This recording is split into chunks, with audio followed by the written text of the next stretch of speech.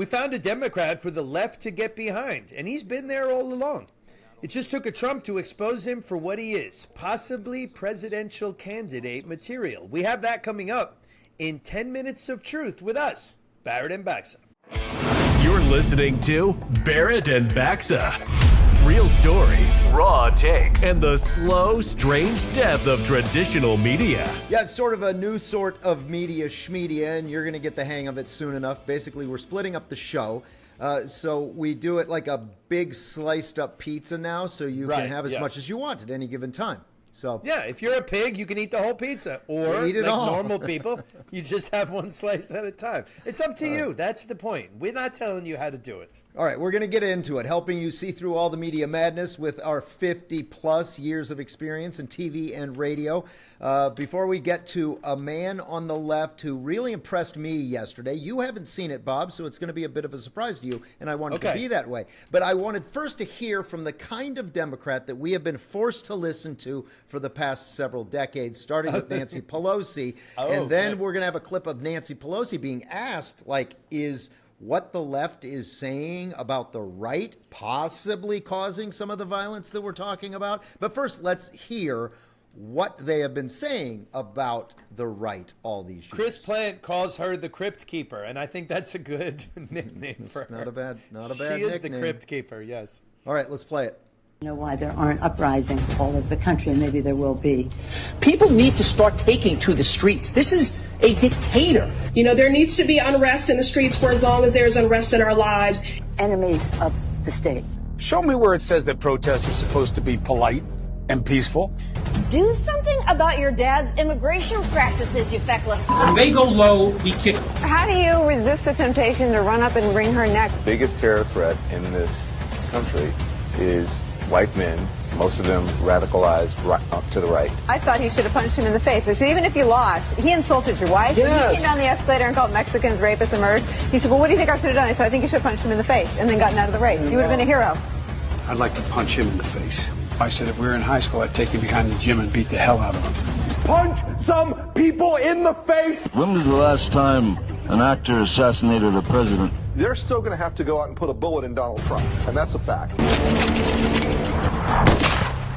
Look, as his character is stabbed to death. Where is John Wilkes Booth when you need him?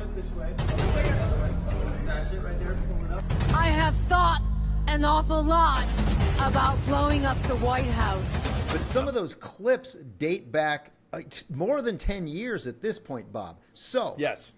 Yeah. The question. They've been doing that. That's how they talk. I mean, this is why it cracks me up when they're saying, the right-wing rhetoric. And, man, it's all from the left. You guys have been calling for actual violence. Joe Biden, in that clip, he's the president of the United States. We could find 5 clips where the president, either when he was a candidate or when he was the actual president, he said on multiple occasions that he wants to physically beat up Donald Trump. He said that.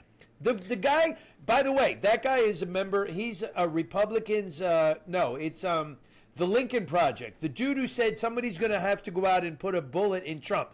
They literally said put a bullet in Trump before he got shot. And Nancy Pelosi got called out after the assassination of Charlie Kirk, and this was her reaction to being asked whether or not rhetoric from the left had anything at all to do with what happened to Charlie Kirk.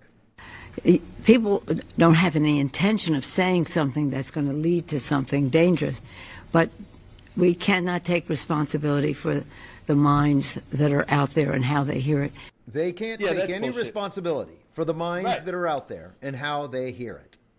We just got done hearing all those Democrats. Every single person in that clip is a Democrat, media and politicians, and they're talking about actual violence. And we have crazy people in our country. I mean, everyone knows this. We have crazy people.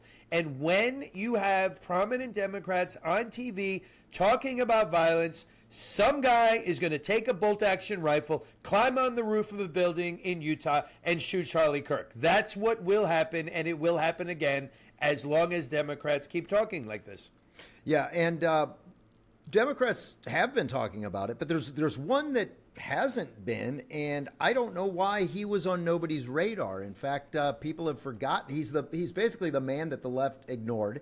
His name is Dean Phillips, and at least for a while, they didn't care about him at all. He's a Remind us who this guy is. This guy was the only one who ran. So he's a former Minnesota congressman who won. He basically flipped this longtime Republican district near the Twin Cities blue. Okay. And it had since the 60s been basically kind of a Republican stronghold in the area. And he flipped it in the not the last election, but the one before that. It was the 2018 election. So he took office in 2019, and he won with more than 80% of the vote. So think about that. So you've got a Democrat who wins a Republican seat with more than 80% of the vote. You think that you would listen to that guy, and he maybe was doing something right? You would think, but you'd be so wrong. Bob, you haven't seen any of this, and I want your opinion because you're, the resident rabid right-wing. I am not a right-winger, but I'm middle of the road. I'm so moderate. Oh yeah, you're the moderate guy. You're the moderate guy on the Barrett Baxa podcast. But so Dean Phillips sat down with Lara Trump, and they talked about the whole Charlie Kirk thing, and I want you to listen to a little bit of it. I got 2 clips to play. I'll pause in between and let you respond. Does anything ever really change? No, and Lara, first of all, I'm saddened to be with you today, and I think what you just shared moments ago with your opening is exactly the message the country needs to hear right now. And not only was Charlie assassinated, but a part of our core American principles were also assassinated, and that is that we litigate with words, not weapons.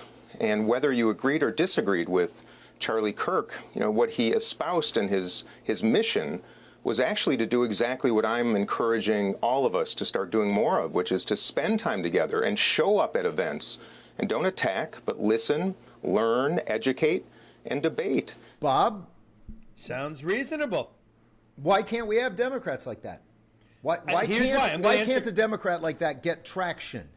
Because the Democrat Party of 2025 has been hijacked by the radical far left. A guy like him, here's how his entire campaign will be derailed. Some reporter will say to him, is it possible for a man to declare that he is a woman and he becomes a woman? And that guy, who is reasonable and measured and well thought out, will, of course, give the only correct answer, which is no, of course that's not possible. And he will then be destroyed by the radical far left. He will be called a transphobe. They will be out, boycotting him. And Phillips went on. Keep in mind, he's being interviewed by a Trump.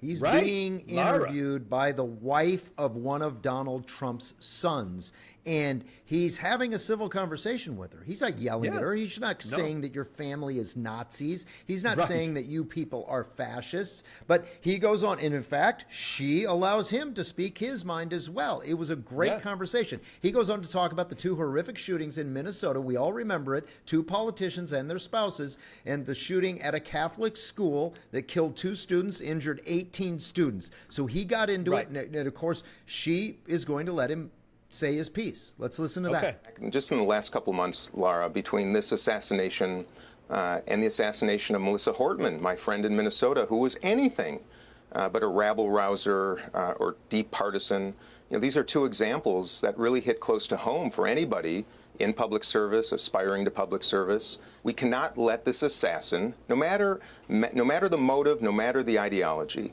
cannot let this person stifle or chill future generations of public servants, more Charlie Kirks and people on the other side of the aisle who want to get in front of students to listen, learn, debate, challenge, educate. This might be a national moment that if we do it right, we can look back on as the moment that we got our act together. That guy sounds reasonable. He's right. He's absolutely right. If the Democrat Party could get their shit together, they would reunite behind a guy like this. And you heard it here first. That is not going to happen. They are going to go further left. In their mind, they're not far enough left. I wish that the country could come more to the middle, but as a conservative, the Democrats would be smart to get behind this guy. I don't think they're going to do it. All right, we're gonna wrap this one up real quick, and we invite you to subscribe, comment, like if you like us, and we hope that you do. But we're going to be back with another one soon enough. That is it from Barrett and Baxa. We're out. Well, that's it for this episode of Barrett and Baxa. Like, subscribe, and do all that other stuff podcasts want you to do.